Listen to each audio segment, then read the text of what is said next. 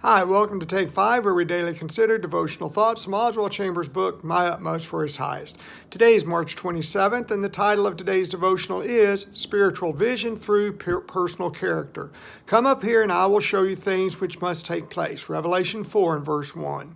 A higher state of mind and spiritual vision can only be achieved through the higher practice of personal character.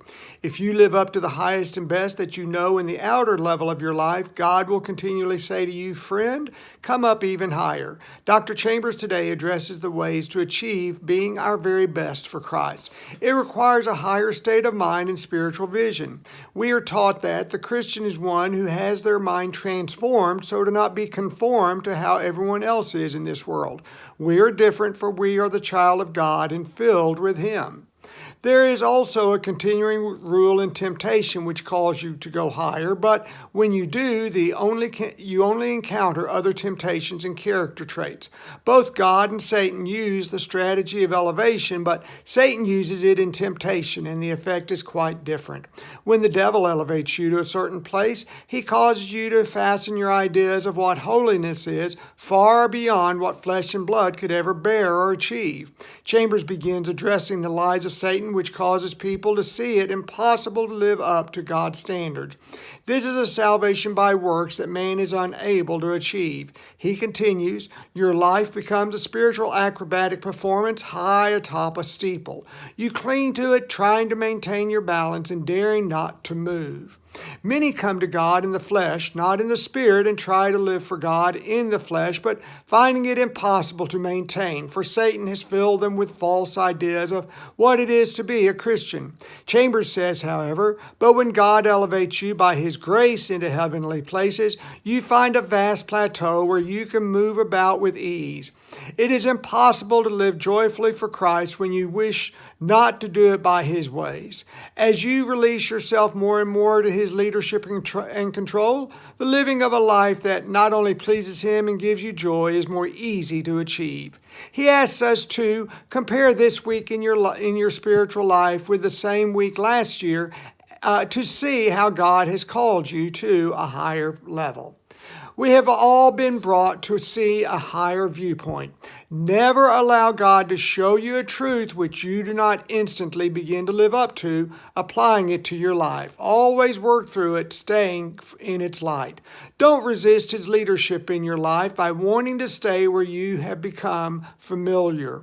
We have that tendency of not growing in Christ because we know the world that we live in and His spiritual domain is new to us.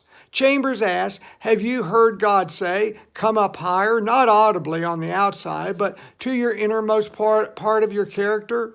And we say, well, yes and no, to which He uses another question, this one posed by God, shall I hide from Abraham what I am doing? Genesis 18 and verse 17.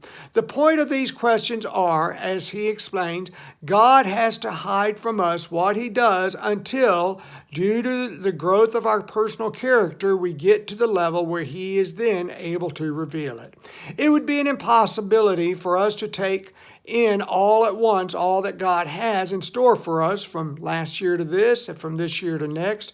God reveals His plan, His will to us in bite-sized portions. One year as I read through Deuteronomy, God showed me a wonderful truth in chapter 7 and verse 22.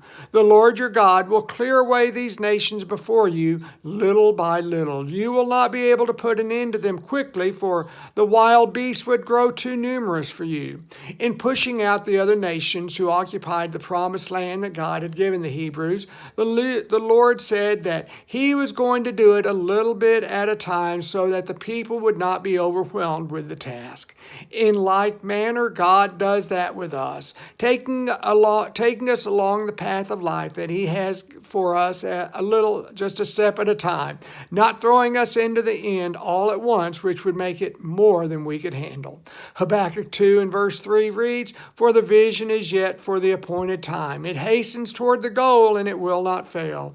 Though it tarries, wait for it will certainly come. It will not delay. If you've not yet read today's devotional from Dr. Chambers' book, I encourage you to do so, for it will enhance the time that we spend together. It's free online. Please share below also any prayer requests or questions that you might have over today's study, and also please share prayer requests as well. And now may God's grace and peace be ours as we seek to live our utmost for His highest. God bless you. Thanks for being here today. We'll see you tomorrow. Have a great day. Bye now.